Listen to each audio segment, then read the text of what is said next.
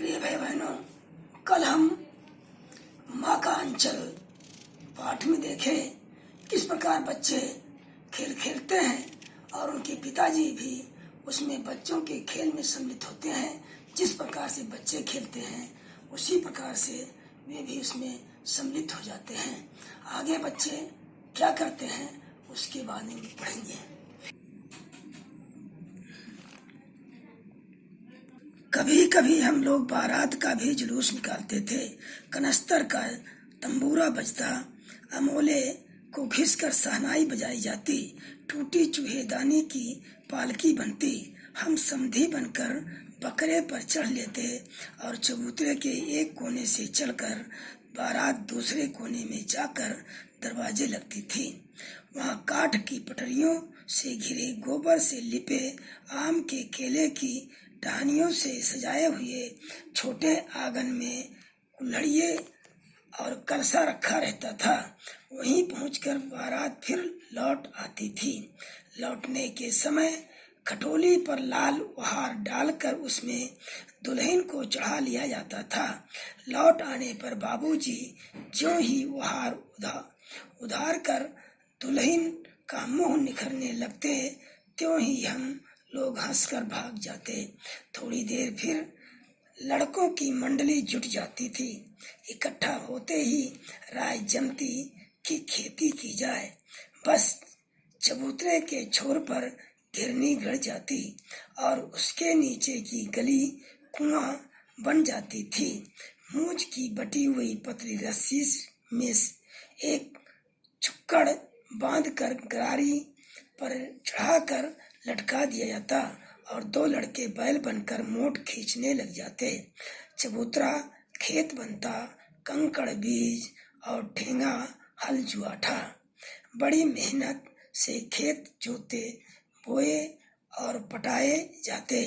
फसल तैयार होते देर ना लगती और हम हाथों हाथ फसल काट लेते थे। काटते समय गाते थे, ऊंच नीच में बई कियारी, जो उपजी सो भई हमारी।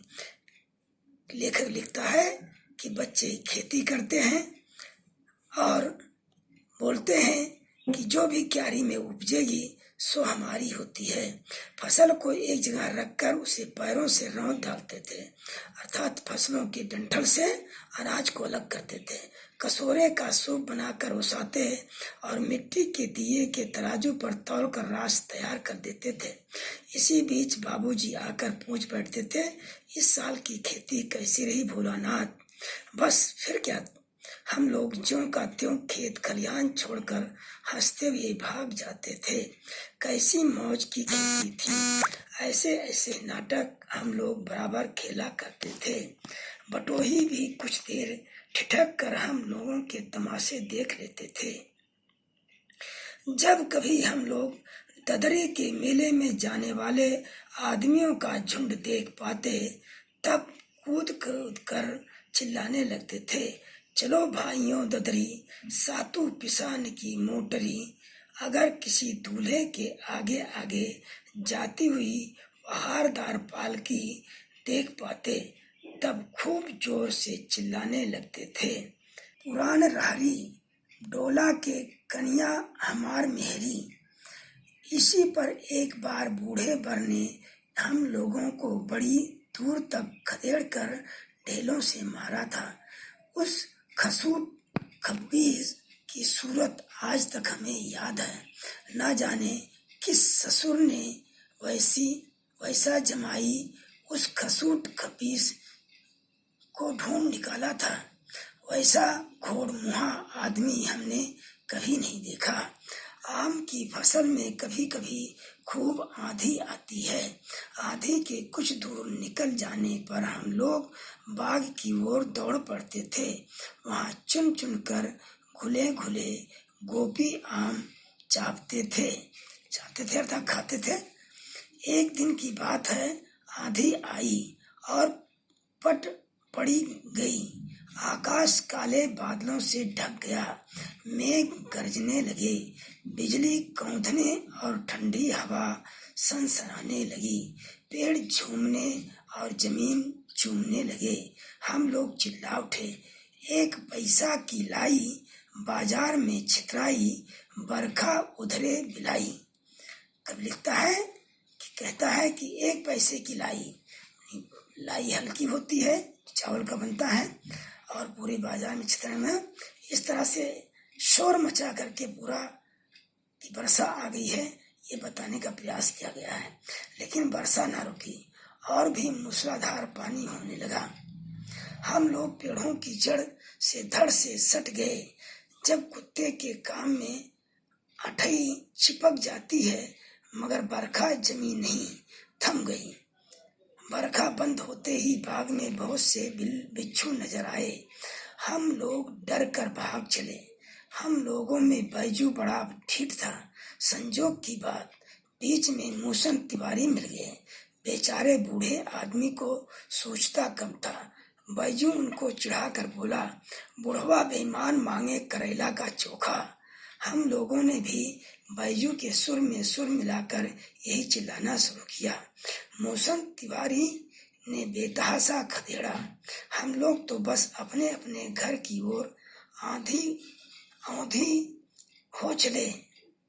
जब हम लोग ना मिल सके तब तिवारी जी सीधे पाठशाला में चले गए। वहां से हमको और बैजू को पकड़ कर लाने के लिए 4 लड़के गिरफ्तारी वारंट लेकर छूटे। इधर ज्यों ही हम लोग घर पहुंचे त्यों ही गुरुजी के सिपाही हम लोगों पर टूट पड़े। बैजू तो 9-2-11 हो गया। हम पकड़े गए। फिर तो गुरुजी ने हमारी खूब खबर ली। बाबूजी ने ये हाल सुना, वह दौड़े हुए पाठशाला में आए। गोद में उठाकर हमें पुचकारने और फुसलाने लगे, पर हम दुलारने से चुप होने वाले लड़के नहीं थे। रोते रोते उनका कंधा आंसुओं से तर कर दिया। वह गुरुजी की चिरोई करके हमें घर ले चले। रास्ते में फिर हमारे साथी लड़कों का झुंड मिला। वे जोर से नाचते और गाते थे। माई पकाई गरर गरर पुआ, हम खाई पुआ ना खेलब जुआ। फिर क्या था, हमारा रोना धोना भूल गया। हम हट करके बाबूजी की गोद से उतर पड़े और लड़कों की मंडली में मिलकर लगे वही ताल सुर आलापने। तब तक सब लड़के सामने वाले मकई के खेत में दौड़ पड़े। उसमें चिड़ियों का झुंड चल रहा था। वे दौड़ दौड़ कर उन्हें पकड़ने लगे, पर एक भी हाथ न आई। हम खेत से अलग ही खड़े होकर गा रहे थे, राम जी की चिरई, राम जी का खेत, खा लो चिरई भर भर पेट। कब कहता है कि एक बार हम साथियों के साथ घूम रहे थे तो गांव के ही पंडित जी थे, जिनको बच्चों ने चिढ़ाकर बुढ़वा बेईमान मांगे करेला का चोखा कहकर चिढ़ा रहे थे।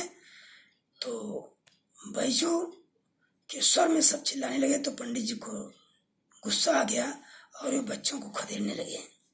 जब बच्चे पकड़ में आए तो वे पाठशाला चले गए और स्कूल से 3-4 बच्चे को पता चला, वे गए और गुरुजी से चिरौरी करके निवेदन करके क्षमा मांग करके हमें घर के लिए चल पड़े। लेकिन हमारा रोना रुका हुआ नहीं था। लेकिन जैसे ही हमने मित्र मंडली को देखा वैसे ही हम कंधे से कूदकर उनके खेलों में जुट गए। खेल को देखकर मैं रोना धोना सब भूल गया। आगे बच्चे खेत में घुस गए। उसमें बहुत सारी चिड़िया रहती थीं और वे दौड़कर उसे पकड़ने लगे, लेकिन एक भी चिड़िया हाथ में नहीं आई। तो लोग हंसकर हम खेत के कहने लगे कि राम जी की चिरई, राम जी का खेत, खा लो चिरई भर पेट। अर्थात सब कुछ राम जी का है, भगवान का है खेत और भगवान का ही सब कुछ है, इसलिए सब मन भर करके खाइए, अर्थात सबको बांटकर और आत्मसंतुष्टि होनी चाहिए। हमसे कुछ दूर बाबूजी और हमारे गांव के कई आदमी खड़े होकर तमाशा देख रहे थे और यही कहकर हंसते थे कि चिड़िया की जान जाए लड़कों का खिलौना। एक लोकोक्ति है जो कही जाती है, चिड़ियों का जान जाए और लड़कों का खिलौना, अर्थात लड़कों के लिए तो सब कुछ खिलौना रहता है, लेकिन बड़े लोग उनके करतूतों से परेशान हो जाते हैं। सचमुच लड़के और बंदर पराई पीर नहीं समझते। ये लोकोक्ति कही गई है कि जो बच्चे होते हैं वो अपनी चंचलता नहीं छोड़ते हैं, अर्थात अपनी चंचलता में दूसरे को दुख को नहीं समझ पाते हैं। एक टीले पर जाकर हम लोग चूहों के बिल में पानी उछलने लगे। नीचे से ऊपर पानी फेंकना था। हम सब थक गए। तब तक गणेश जी के चूहे की रक्षा के लिए शिव जी का सांप निकल आया। रोते चिल्लाते हम लोग बेतहाशा भाग चले। कोई औंधा गिरा, कोई अटा चिका, किसी का सिर फूटा, किसी के दांत टूटे, सभी गिरते पड़ते भागे। हमारी सारी देह लहूलुहान हो गई, पैरों के तलवे कांटों से छलनी हो गए। कहता है कि खेलने के बाद हम लोगों ने, सभी बच्चों ने हमारे साथ एक बिल में पानी डालने लगे, तो उसमें से चूहा तो नहीं निकला, लेकिन सांप निकल गया, जिसके डर से सभी लोग औंधे मुंह भागे।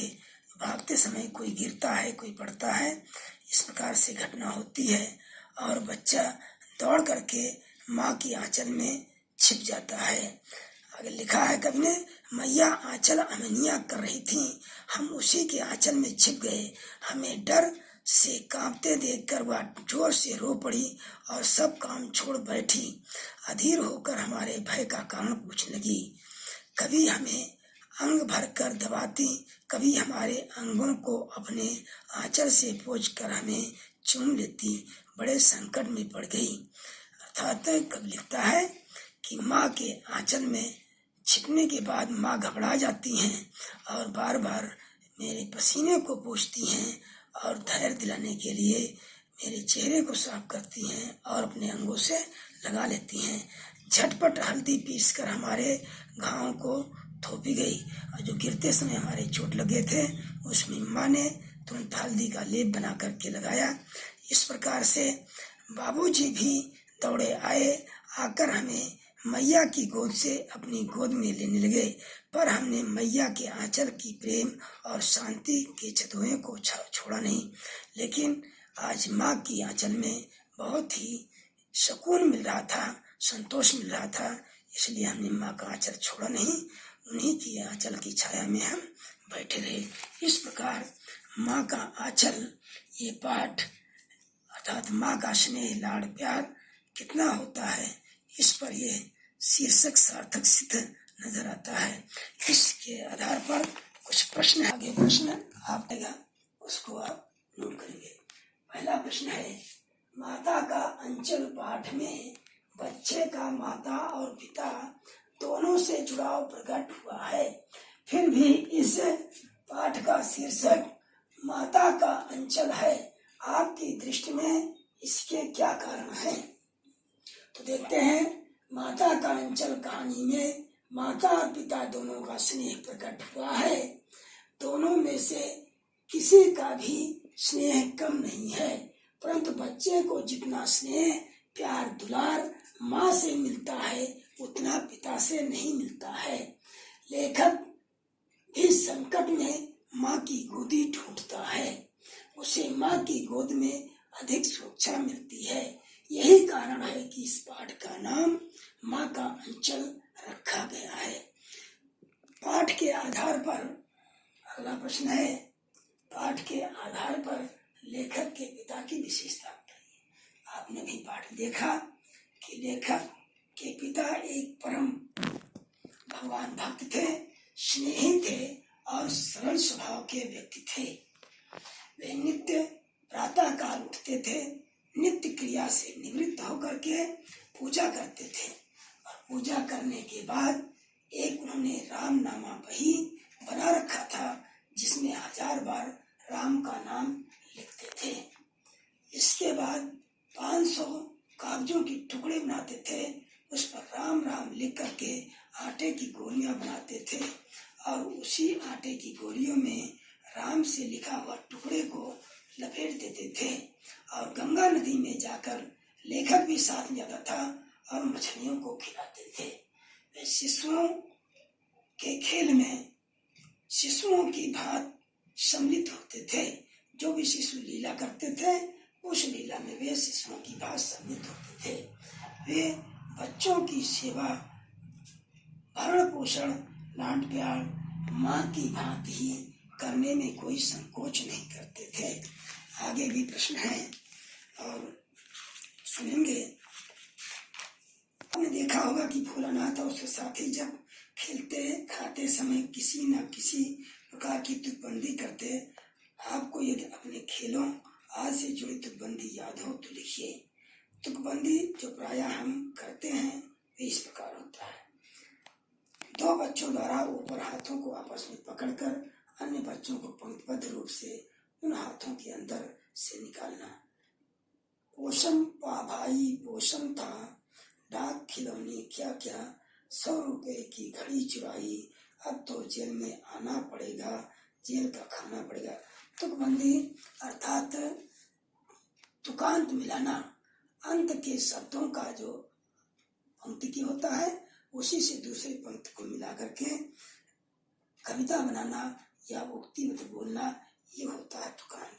इस प्रकार से माता का अंचल शीर्षक को बताते हुए कोई अन्य शीर्षक बताइए।